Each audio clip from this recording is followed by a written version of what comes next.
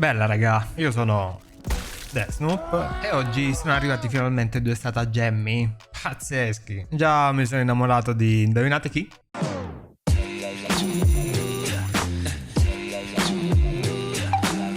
Bene, finalmente arrivano due grandi sorprese a Pasqua, raga. Abbiamo il mitraglione pesante, l'MG 101 e il cannone energia, il LAS 99, che potete sbloccare nella sezione degli stratagemmi fin da subito.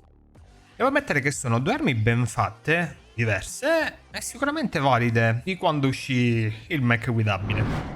Iniziamo subito a parlare del mitraglione pesante, perché onestamente non ne vedo molto il senso di un ennesimo MG, ma questo ha qualcosa in più, perché il caricatore è meno capiente, con solo i 75 colpi, ma è equipaggiato con munizioni più performanti. I limiti nel perforare le corazze più resistenti rimane. Un difetto che proprio non riesco a sopportare è anche la mancanza dell'indicatore del mirino a schermo che indica dove sta il puntatore dell'arma. Quindi molto spesso sarei sempre obbligato a dover usare il mirino olografico, che torna un sacco scomodo, raga. Senza parlare poi del rinculo, raga, che è esagerato. Anche questo vi costringerà a diminuire il fire rate a 450, dover utilizzare addirittura delle piccole raffiche. Se riuscite poi a mettervi accovacciato o prone usando l'armatura con il perk che vi diminuisce del 30% il rinculo, riuscite a mitigare già questo piccolo problema. Si comporta molto bene se riesci a colpire i punti deboli, tipo quello del carro armato o la sacca di veleno del titano, però vi troverete sempre in difficoltà se dovrete sparare a dei corazzati molto pesanti.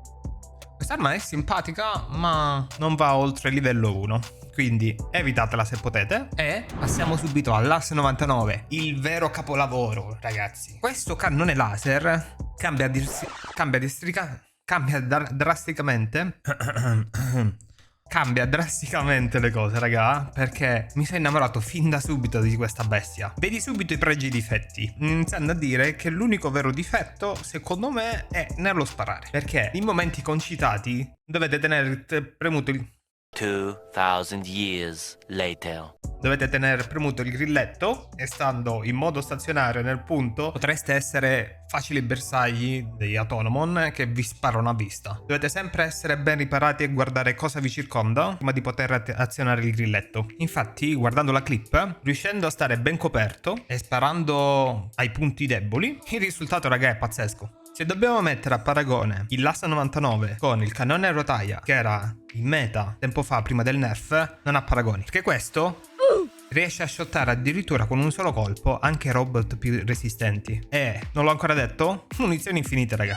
Siete contro gli Autonomon, arrivano le navette, tutto va male, ma grazie all'AS 99 con un solo colpo riuscirete a buttarle giù senza dover chiamare altri stratagemmi offensivi. E se tutta la squadra è in equipaggio 1 riuscirete a buttare giù anche molteplici nemici a rotazione. Ma non è finita qui, perché riesce a distruggere anche le torrette dei punti di interesse o i grandi funghi che oscurano la mappa nelle mappe degli insetti, eccetera. Secondo me questo è veramente il nuovo meta. Questo, ragazzi, è incredibilmente forte, facile da usare, è un must have. Se non avete abbastanza punti per sbloccarli entrambi, vi consiglio di puntare subito al cannone Quasar. Bene, questa era una rapida impressione sulle due nuove armi. Scrivetemi nei commenti qui sotto se volete un video più approfondito.